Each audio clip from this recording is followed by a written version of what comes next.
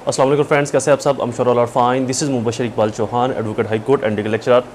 हमारा आज का टॉपिक है, एक नया बिल मंजूर हुआ है पार्लियामेंट के जॉइंट सेशन से, प्रोटेक्शन ऑफ लॉयर्स एक्ट 2023। इसके बारे में बहुत ज़्यादा इबहाम भी पाया जा रहा है। कुछ स्टूडेंट्स की मुझे कॉल्स आई, लर्नर्ड काउंसल्स की, कॉलीग्स की कॉल्स आई कि जी इसके बारे में कुछ बातें हैं कि जी किसी बेसिकली ये है क्या। अब इसके अंदर जो इबहाम है, जो इसके अंदर क्रिटिक्स हैं, उनको भी डिस्कस करेंगे। ये लॉ कहता क्या है, इसका पर्पस बिहाइंड क्या है, इसको भी डिस्कस करेंगे। इस लॉ के अंदर क्या क्या चीज़ें कुछ नई ऐड की गई है या नहीं की गई, उनको भी डिस्कस करेंगे। और इसमें कौन सी ऐसी चीज़ें हैं जो ऑलरेडी लॉज में एग्जिस्ट करती थी, उन तमाम चीज़ों को कम्प्रीहेंसिवली उनका जायज़ा लेंगे। इसकी डेफिनेशंस को भी पढ़ेंगे। छोटा सा ये एक्ट है 3 चैप्टर के ऊपर, और आई थिंक सो 16-17 इसके सेक्शंस हैं, तो उन सेक्शंस को भी डिस्कस करते हैं। इसकी डेफिनेशंस को भी पढ़ते हैं, जो चीज़ें इसके अंदर नई ऐड की गई हैं उनको भी देखते हैं। और ये भी चेक करते हैं कि ये जो लॉयर्स प्रोटेक्शन एक्ट है, ये एडवोकेट्स के लिए, लॉयर्स के लिए कितना कम्प्रीहेंसिव है। क्या इसके अंदर कुछ ऐसा मवाद है जो किसी भी वकील को फेवर कर सकता है, और किस हद तक फेवर कर सकता है, ये किसी भी वकील की पावर को इन्हांस करता है या नहीं करता। इन तमाम चीज़ों का कम्प्रीहेंसिवली जायज़ा लेते हैं। लेक्चर स्टार्ट करने से पहले एज़ यूजुअल, अपना टॉपिक स्टार्ट करने से पहले एज़ यूजुअल, अगर आप मेरे YouTube channel law and communication skills के ऊपर नए हैं तो रेड बटन को क्लिक करके चैनल को सब्सक्राइब करना, साथ में ही बेल आइकन को प्रेस जरूर कर दें, ताकि ऐसी इन्फॉर्मेटिव वीडियोज़ आपकी एक्सेस में रहें और उनके नोटिफिकेशन आपको बर वक्त तो टाइमली मिलते रहें। शुरू करते हैं हमारा topic, protection of lawyers act 2023।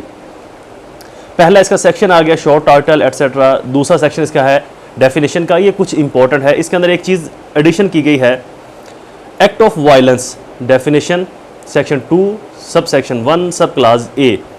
Violence mean any act committed by any person against an advocate. कोई भी ऐसा काम कमिट किया जाएगा किसी वकील के खिलाफ with the intent to prejudice, effect और derail the process of impartial, fearless conduct of case before a court, tribunals, authority by which such advocate is engaged and shall include the following। नीचे जो भी बातें बता रही हैं, इन बातों में से कोई भी ऐसा एक्ट किसी वकील के खिलाफ किया जाएगा उसको प्रिजुडाइज करने के लिए, उसको तंग करने के लिए, उसको धमकी देना, मारना, जान से मारने की धमकी देना, इंजरी करना, हर्ट करना, जो नीचे इस डेफिनेशन के अंदर आ रही हैं इस सब क्लास ए के अंदर। कौन कौन सी हैं? हरासमेंट, कॉर्जन, असॉल्ट, क्रिमिनल फोर्स और threat impacting the living of working conditions for such advocate and preventing him from discharging his duties. किसी भी वकील को उसकी जो लीगल ड्यूटीज़ है वो डिस्चार्ज करने से रोकना, हरासा करना, असॉल्ट करना, क्रिमिनल फोर्स उसके खिलाफ यूज़ करना। ये बेसिकली वर्ड जो है ये ऑलरेडी पीपीसी में यूज़ हो चुके हैं। तो क्रिमिनल फोर्स, असॉल्ट, हरासमेंट की जो डेफिनेशन है वो पीपीसी के अंदर मौजूद है, तो एज इट इज़ वहाँ से डेफिनेशन आप ले सकते हैं। Harm, injury, hurt and any other grievous और सिंपल। किसी भी वकील को नुकसान पहुंचाना, इंजरी पहुंचाना, चाहे वो ग्रीवियस इंजरी है या सिंपल इंजरी है। Coercion by whatsoever mean by any person or authority to reveal part by prevailing communication material which an advocate is bound to hold confidence under the law। किसी वकील को मजबूर करना, उसके ऊपर प्रेशर डालना, उसे ऐसी कॉन्फिडेंशियल इंफॉर्मेशन लेने के लिए जिसके अंदर जिस इंफॉर्मेशन को वो कानूनी तौर के ऊपर अपने कब्जे में और अपने कॉन्फिडेंस के अंदर, अपनी अथॉरिटी के अंदर रखने का पाबंद है, उसको डिस्क्लोज नहीं कर सकता या करना चाहता, कानूनी तौर के ऊपर वो उसके पास इख्तियार है ऐसी इंफॉर्मेशन उससे लेना। Coercion by whatsoever mean of advocate not to represent, to withdraw his वकालतनामा, appearance of the court, plead, appear behalf of client. किसी भी वकील को मजबूर करना कि वो अपने वकालतनामे को विदड्रॉ करे, किसी केस में पेश ना हो या उसको किसी केस में पेश होने से रोकना, उसके लिए उसको नुकसान पहुंचाना।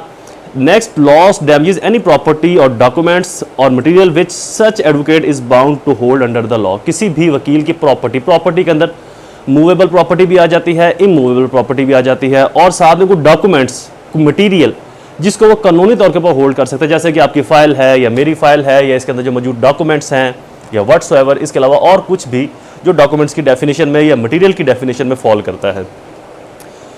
जो अगली डेफिनेशन है, ये अगला जो एक्ट है, ये बहुत इंपॉर्टेंट है, जो मुझे खुद से अच्छा लगा। बाकी बहुत सारी चीज़ें इसके अंदर कोई इतनी ज़्यादा इम्पैक्टेबल नहीं है, इतनी ज़्यादा मेरी नज़र में फेवरेबल नहीं है, मास वाई ये एक दो चीज़ों के। नेक्स्ट है जी, usages of derogatory language during the course of judicial and quasi judicial proceeding. किसी भी वकील के खिलाफ ऐसी ज़ुबान इस्तेमाल करना जो उसकी शान को कम करते। डेरोगेटरी का मतलब होता है यकसर शान में फ़र्क डालना, उसकी शान में, उसकी तौकीर में, उसकी इज्जत में फ़र्क डालना। ये बहुत ही डेंजरस वर्ड यहाँ पर ऐड करवा दिया गया। ऐसा लफ्ज़ बोलना जो तौहीन के मद में आता है, जो इंसल्ट के मद में आता है, ज़रूरी नहीं गाली दे, यहाँ पर गाली का वर्ड यूज़ नहीं हुआ, यहाँ पर सिर्फ लैंग्वेज यूज़ हुई है कि वो बोलने वाले की जो लैंग्वेज है वो तौहीन अमेज़ है, तो वो तू करके बोल रहा है या वो इस तरह के अल्फाज इस्तेमाल कर रहा है जिससे सामने वाला अपनी इंसल्ट फील कर रहा है। तो ऐसे किसी भी शख्स के खिलाफ, चाहे वो अल्फाज जुडिशल प्रोसीडिंग में यूज़ किए गए हैं, यानी कि बिफोर द कोर्ट यूज़ किए गए हैं, या एक्स्ट्रा जुडिशल या कज़ाई जुडिशल प्रोसीडिंग, मतलब कि अगर एक वकील साहब थाने में खड़े हैं या किसी और पब्लिक प्लेस पर है तो वहाँ पर उनके खिलाफ या उनके बारे में इस तरह की तौहीन अमेज़ ज़ुबान इस्तेमाल की गई है, either before the learned council advocate और बिहाइंड द लर्नर्ड काउंसिल, किसी वकील के सामने या उसकी पीठ पीछे भी अगर कोई ऐसी ज़ुबान इस्तेमाल करेगा तब भी वो इस डेफिनेशन के अंदर फॉल करते हुए सज़ा का मुर्तकिब होगा, सज़ा का हकदार ठहरेगा। एडवोकेट की वही डेफिनेशन आ गई, बार काउंसिल की जो बार काउंसिल में ऐड है, court mean to say CRPC, court mean to say जो इस्टेब्लिश होगी by court of law, government mean to federal government, offence mean to any punishable act under this code, privilege communication etcetera, जो law of evidence के अंदर mention है। ये तो थी इसकी डेफिनेशंस चैप्टर 1 के अंदर। इसके अंदर सिर्फ एक चीज़ जो मुझे अच्छी लगी या मेरे लिए वो मुसर्रत का बायस थी, वो डेफिनेशन सेक्शन 2 सब सेक्शन 1 सब क्लास जो है इसकी 5 है कि किसी वकील के बारे में ऐसी तौहीन अमेज़ या इंसल्टिंग वर्ड यूज़ करना। Chapter 2 offence and punishment, whoever commit or abet the commission of act of violence, कोई भी शख्स करता है जो ऊपर एक्ट बताए गए हैं या उनकी वायलेंस करता है या वो करने का सोचता है, सिर्फ करता है या करने का मतलब अगर उसने किसी के खिलाफ बात की या किसी को कहा कि मैं इसकी इंसल्ट करवाऊंगा या मैं इसको इंसल्ट करूंगा, ह्यूमिलिटेट करूंगा, इसको डिग्रेड करूंगा, करने के बारे में प्लान करता है या वो कर देता है, ऊपर जो भी मैंने बताया, हरासा करना, इंजरी पहुंचाना, इस तरह के जितने भी वो एक्ट हैं, अगर कोई शख्स ऐसे एक्ट करता है तो उसकी जो सज़ा है वो 3 साल और इससे बढ़ाई भी जा सकती है और 1 लाख रुपए तक जुर्माना उसको हो सकता है। Section 3 sub section 2, whoever having already been convicted under the offense this act etc, अगर कोई शख्स इससे पहले भी इस तरह के जुर्म में इन्वॉल्व था तो उसकी सज़ा 5 साल तक बढ़ाई जा सकती है और 2 लाख रुपए जुर्माना। Sub section 3 notwithstanding anything contain the code और any other law for timing in force, every offence committed under this act shall be non bailable. इस एक्ट के तहत जो भी ऑफेंस कमिट होगा, यानी कि ऊपर जितने भी ऑफेंस मैंने आपको बताए, हरासा करना, कोई डॉक्यूमेंट्स उसे छीनना, उसे कोई इन्फॉर्मेशन लेना, उसको तंग करना, गाली गलोच करना, उसको डिस्टर्ब करना, उसके खिलाफ कोई ऐसी साजिश रचना, किसी वकील के खिलाफ उसको किसी वकील को इंसल्ट करना, ह्यूमिलिटेट करना, डिग्रेड करना, ऐसा कोई भी एक्ट कोई शख्स करता है या करने का सोचता है तो अगर इस एक्ट के तहत उसके खिलाफ कार्रवाई होगी तो वो जो लॉ है वो नॉन बेलेबल होगा, नाकाबिले ज़मानत होगा, उसकी ज़मानत नहीं होगी। अब ये चीज़ मुझे सबसे ज़्यादा इफेक्ट की। जनरली हमारा जो प्रिंसिपल था CRPC का वो ये था कि 7 साल या इससे कम के जो जुराइम है वहाँ पर बेल हो जाती थी, 7 साल या 10 साल से वो जो ऊपर के क्राइम थे उनके अंदर बेल नहीं होती थी, तो हम उनको नॉन बेलेबल कंसिडर करते थे। तो लिहाजा यहाँ पर कुछ जुराइम की जो पनिशमेंट है वो 3 साल है, तो मुझे फर्स्ट इंप्रेशन ये लगा कि शायद ये बेलेबल होंगे, लेकिन ये चीज़ जो एडिशन कर दी गई इसके अंदर कि ऐसे जुराइम जो इस एक्ट के तहत, कोड के तहत उनकी FIR होगी या उनके ऊपर केस चलेगा जिन अशखास के ऊपर जिन्होंने ये जुर्म किए हैं किसी वकील के अगेंस्ट, वो नॉन बेलेबल होंगे, वो नाकाबिले ज़मानत होंगे। हाँ, कंपाउंडेबल होंगे with the permission of court. Compoundable का मतलब है सुलहनामा, राजीनामा उसके अंदर हो जाना, यानी कि अगर वो शख्स माजरत कर ले, माफ़ी कर ले उस वकील साहब से, एडवोकेट से, तो माफ़ी नामा उसके अंदर हो सकता है, बट कोर्ट की परमिशन के साथ। इसके अंदर वकील को इख्तियार नहीं दिया गया कि वो अपनी मर्जी से सुलह कर सकता है। इसका मतलब ये है कि ये जो एक्ट है ये एंटी टेररिज्म के साथ मिलता जुलता है, क्योंकि जो दहशत गर्दी का एक्ट है anti terrorism 1997 anti terrorism act जो है, उसके अंदर भी जो कंपाउंडिंग है वो कोई इन पर्सन नहीं कर सकता, वो स्टेट ही कर सकती है with the permission of court. और उसके भी जितने भी जुराइम हैं एंटी टेररिज्म एक्ट के अंदर, जितने भी जुराइम है वो तमाम के तमाम नॉन बेलेबल है, उनके अंदर कोई भी बेलेबल ऑफेंस नहीं है। 4th सेक्शन इसका जो इसको ज्यादा मिलाता है एंटी टेररिज्म एक्ट के साथ, बहुत ज्यादा मैच करता है, वो है इन्वेस्टिगेशन। एंटी टेररिज्म एक्ट के अंदर भी इन्वेस्टिगेशन कम से कम इंस्पेक्टर लेवल का इंसान, जो इंस्पेक्टर लेवल का जो ऑफिसर है पुलिस का, वो या उससे ऊपर के ऑफिसर्स करेंगे। यहां पर भी वो चीज सेम है। Any offence committed under this act shall be investigated by the police officer not below the rank of inspector. जो भी जुर्म इस कोड के तहत, इस एक्ट के तहत होगा, उसको इंस्पेक्टर रैंक से नीचे का ऑफिसर इन्वेस्टिगेट नहीं कर सकता। तो ये चीज़ भी बहुत अच्छी है, क्योंकि जब इन्वेस्टिगेशन जितना हाईली रैंक ऑफिसर करता है उतनी इन्वेस्टिगेशन बेहतर होती है। सेकेंडली जो इसके अंदर है कि the investigation of the code registered under this act shall be completed with in the period of 14 days. ये भी इसको एंटी टेररिज्म एक्ट के साथ बहुत मिलाती है, इस लॉ को एंटी टेररिज्म लॉ के साथ बहुत मिलाती है, एक जैसा बनाती है, क्योंकि वहाँ पर भी रजिस्ट्रेशन होने के बाद FIR की 14 दिन के अंदर अंदर आपने उसकी तफ्तीश मुकम्मल करनी है और 6 माह के अंदर ट्रायल मुकम्मल करना। तो यहाँ पर भी जब इस एक्ट के तहत, इस लॉ के तहत कोई रजिस्ट्रेशन होगी FIR की, तो जो इंस्पेक्टर रैंक ऑफिसर होगा वो 14 दिन के अंदर अंदर तफ्तीश को मुकम्मल करके चालान पेश करेगा और इसका मैक्सिमम जो टाइम है, मिनिमम जो टाइम है, कम से कम वक्त के अंदर इसका जो ट्रायल है वो कंप्लीट किया जाएगा।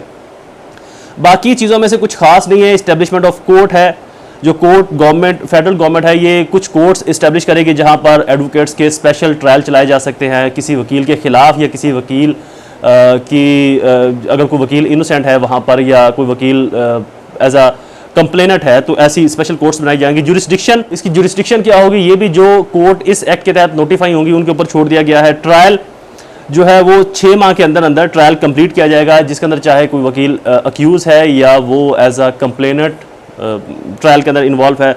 ज्वाइंट ट्रायल, अगर कोई मुल्ज़म किसी वकील के खिलाफ ये जुर्म करता है और इसके अलावा उसने कोई और जुर्म भी किया हुआ है किसी और जनरल लॉ के तहत, तो ये चीज़ भी स्पेशल इसको एंटी टेररिज्म एक्ट के साथ मिलाती है। वहाँ पर भी एक चीज़ है कि जो दहशतगर्दी का मुल्ज़म होगा और इसने अगर जनरल लॉ के तहत भी कोई क्राइम किया है तो उस क्राइम को भी दहशतगर्दी की कोर्ट में ही चलाया जाएगा। तो यहाँ पर भी ये चीज़ वाज़ेह की गई कि अगर कोई मुजरम, कोई शख्स इस एक्ट के तहत कोई क्राइम करता है किसी वकील के अगेंस्ट और उसके अलावा उसने किसी और एक्ट के तहत भी क्राइम किया है, तो उस एक्ट को भी, उस क्राइम को भी इस क्राइम के साथ मिलाकर स्पेशल कोर्ट के अंदर जो इस एक्ट के तहत इस्टेब्लिश होंगी उसके अंदर चलाया जाएगा। और यही जो कोर्ट्स हैं इस लॉ के तहत जो इस्टेब्लिश होंगी, उस मुल्ज़म को किसी जनरल लॉ में भी सज़ा दे सकती हैं और इस स्पेशल लॉ के अंदर भी सज़ा दे सकती हैं। प्रिविलेज कम्युनिकेशन, ये अप्रॉक्सीमेटली इसकी इतनी ज़्यादा यहाँ पर ज़रूरत नहीं थी, लेकिन बहरहाल यहाँ पर इसको क्लैरिफाई कर दिया गया, ये बहुत अच्छा किया। लेकिन ये डेमोक्रेटिक जो सेटअप है मुल्क के अंदर, वहाँ पर इसकी कभी इतनी ज़रूरत पेश नहीं आई। ज़्यादातर इस लॉ की ज़रूरत आमरीत के अंदर ही पेश आती थी। बहरहाल इसको पढ़ लेते हैं। Privilege communication of advocate notwithstanding etcetera, no person, public servant, कोई भी शख्स नहीं कर सकता, पब्लिक सर्वेंट, सरकारी ऑफिसर और एनी अदर अथॉरिटी या कोई और अथॉरिटी जिसके अंदर बाकी तमाम आर्म फोर्सेज आ जाती हैं, आर्म फोर्सेज आ जाती है, shall have the power to arrest करने का, डिटेन, रोकने का, उसको किसी जगह पर बंद करने का, इन्वेस्टिगेशन करने का, any advocate under any law for the timing enforce, जो वक्त के साथ कोई और लॉ भी इन्फोर्स हो जाएगा तब भी नहीं कर सकता कोई शख्स गिरफ्तार, इन्वेस्टिगेट, ऑब्टेन, कोई भी शख्स नहीं कर सकता किसी वकील को अरेस्ट, रोकना, इन्वेस्टिगेट करना या उससे पूछताछ करना, किसी भी चीज़ के बारे में इंफॉर्मेशन लेना। एनी डॉक्यूमेंट्स, मटेरियल, कोई भी उससे डॉक्यूमेंट्स या मटेरियल नहीं लेगा, और एनी इन्फॉर्मेशन फ्रॉम द, और कोई भी information from the such advocate partitioning in his professional duties, और कोई भी वकील अपने प्रोफेशनल ड्यूटीज़ को फुलफिल करते हुए उसके पास जो इन्फॉर्मेशन होगी किसी केस के मुतल्लिक है, किसी क्लाइंट के मुतल्लिक है, चाहे वो क्लाइंट उस केस के अंदर, चाहे जो वो इन्फॉर्मेशन है उस केस के अंदर डायरेक्टली इन्वॉल्व है या उसके पास पर्सनल इन्फॉर्मेशन है अपने क्लाइंट की, वो उन इन्फॉर्मेशन को भी कोई भी अदारा, एजेंसी वकील से ना तो ज़बरदस्ती ले सकती है, ना ही वो इन्फॉर्मेशन लेने के लिए वकील को अरेस्ट कर सकती है, ना डिटेन कर सकती है, और ना ही इन्वेस्टिगेट करने का इख्तियार है। अब ये इख्तियार वकील को इन्वेस्टिगेट करने का किसके पास है? ये आम तौर के ऊपर जो पंजाब बार कौंसिल है या पाकिस्तान बार कौंसिल है उसके पास ये इख्तियार हासिल है कि वो किसी भी वकील से पूछताछ कर सकती है इस मामले के ऊपर। लीगल एडवाइजरी के बारे में बहुत अच्छी बात की गई कि जितनी भी कंपनीज़ हैं जिनका जो शेयर कैपिटल है वो मैक्सिमम होगा, वो कम से कम एक लीगल एडवाइज़र और इससे ज़्यादा लीगल एडवाइज़र को हायर करेंगी, जिसके अंदर वकला के लिए काफ़ी अच्छा फाइनेंशियल पैकेज है। प्रोविजन ऑफ हेल्थ फैसिलिटीज़, जो हेल्थ फैसिलिटीज़ है ये भी बहुत अच्छा कर दिया गया कि वकला को जो गवर्नमेंट है वो स्पेशली हेल्थ हॉस्पिटल्स के अंदर और डिफरेंट बाकी जो सेक्टर्स हैं गवर्नमेंट के या प्राइवेट उनके अंदर फैसिलिटेट करेगी सेहत के मामले के अंदर। फाइनेंशियल जो फैसिलिटीज़ हैं ये भी प्रोवाइड की जाएंगी बगैर किसी डिस्क्रिमिनेशन के, और अगर कोई एडवोकेट अग्रीव्ड है और वो कंप्लेन करता है तो उसकी कंप्लेन के ऊपर as soon as appropriately action लिया जाएगा। शोहदा पैकेज के अंदर जो वकला का हिस्सा BPS बेसिक पे स्केल जो 18 है यानी कि 18वें ग्रेड के जो ऑफिसर्स हैं उनके बराबर कर दिया गया कि जो वकील अपनी प्रोफेशनल ड्यूटीज़ को फुलफिल करते हुए शहीद हो जाता है, मर्डर हो जाता है, जो कि मोस्टली स्पेशली क्रिमिनल केसेस के अंदर इस तरह के वाक़यात सुनने में आते हैं, तो ऐसे वकला का जो शोहदा पैकेज होगा वो 18वें ग्रेड के ऑफिसर के बराबर उनको दिया जाएगा। Power to make rule, federal government इसके ऊपर पावर बनाएगी, रूल्स बनाएगी। ओवर राइडिंग इफेक्ट, ये बहुत अच्छा लॉ है इसके अंदर। The provision of this act shall have effect notwithstanding anything to contrary contain in any law for time being force. Overriding effect यानी कि जो इस लॉ में मौजूद है, overriding effect. Overriding mean जो इस कानून में, इस लॉ में मौजूद है, ये तमाम बाकी जो लॉज हैं जो इसके बाद आएंगे या जो इससे पहले आए, उनके ऊपर ओवर राइडिंग होगा, उनके ऊपर सुपीरियर होगा। वो जो तमाम लॉज हैं इस कानून के मातहत होंगे और ये कानून उनसे सुपीरियर होगा, उनसे बेहतर होगा। एप्लीकेशन ऑफ द कोड मोटेटस मोटेंडाइज के तहत है इसकी एप्लीकेशन। रिमूवल ऑफ डिफिकल्टीज, मोटेटस मोटेंडाइज एक मैगजीम है, इसको मैंने अपनी मैगजीम की सीरीज़ के अंदर एक्सप्लेन किया हुआ है तमाम डिटेल के साथ। रिमूवल ऑफ डिफिकल्टीज़, जो डिफिकल्टीज़ होंगी, जो पेचीदगियाँ होंगी, उनको जो फेडरल गवर्नमेंट है अपने स्पेशल गजट के तहत नोटिफिकेशन के अंदर उन चीज़ों को ख़त्म करेगी। तो बहरहाल अगर हम इसका ओवरव्यू करें तो ये एक अच्छा लॉ है। बहुत सारी चीज़ों के अंदर इसके अंदर बेहतरी लाई जा सकती थी, जिसके अंदर अरेस्ट करने का तरीका या किसी वकील का स्पेशल ट्रायल चलाने का या किसी वकील को अरेस्ट करने का जो पैटर्न है, वो जो इंडियन प्रोटेक्शन एक्ट है जो इंडिया के अंदर मंजूर हुआ, उसके तहत भी अडॉप्ट किया जा सकता था कि किसी वकील को डायरेक्टली अरेस्ट नहीं किया जा सकता, आप अपने डिस्ट्रिक्ट की सेशन कोर्ट से परमिशन लेते हो। तो इस तरह की बहुत सारी चीज़ें इसके अंदर और ऐड हो सकती थी। चंद एक मास एक्ट ऑफ वायलेंस के और इन्वेस्टिगेशन की एक दो चीज़ों के अलावा बाकी तमाम चीज़ें लॉ ऑफ एविडेंस से या सीआरपीसी से या अप्रॉक्सीमेटली पीपीसी से ही अडॉप्ट की गई है। एक्ट ऑफ वायलेंस के अंदर अच्छी डेफिनेशन इनकी दी गई। और सेकेंडली जो चीज़ है, नॉन बेलेबल ऑफेंस कर दिया कि कोई भी शख्स जो किसी वकील के अगेंस्ट कोई क्राइम करता है या करने की कोशिश करता है वो नॉन बेलेबल होगा, वो बेलेबल नहीं होगा। ये एक अच्छी चीज़ है। बाकी इसके अंदर जो चीज़ें हैं वो अप्रॉक्सीमेटली पीपीसी, सीआरपीसी या लॉ ऑफ एविडेंस से ही अडॉप्ट की गई हैं। कुछ और चीज़ें इसके अंदर ऐड की जा सकती थी। अरेस्ट के ऊपर, किसी भी वकील को अरेस्ट करने का जो पैटर्न है, तरीक़ेकार है, उसको भी वज़ा किया जा सकता था कि आप किस तरीके से उसको अरेस्ट कर सकते हो, उसका तरीक़ेकार क्या होगा। तो बहरहाल इसके अंदर मज़ीद बेहतरी की गुंजाइश बाकी है। Lecture is complete. इस वीडियो को अपने सोशल सर्कल में अपने वकला दोस्तों के साथ जरूर शेयर कीजिएगा। दोबारा हाजिर होगा किसी और इन्फॉर्मेटिव वीडियो के साथ। तब तक मुझे अपनी दुआओं में जरूर याद रखें। अल्लाह ताला सबका हामी नासिर हो। वस्सलाम।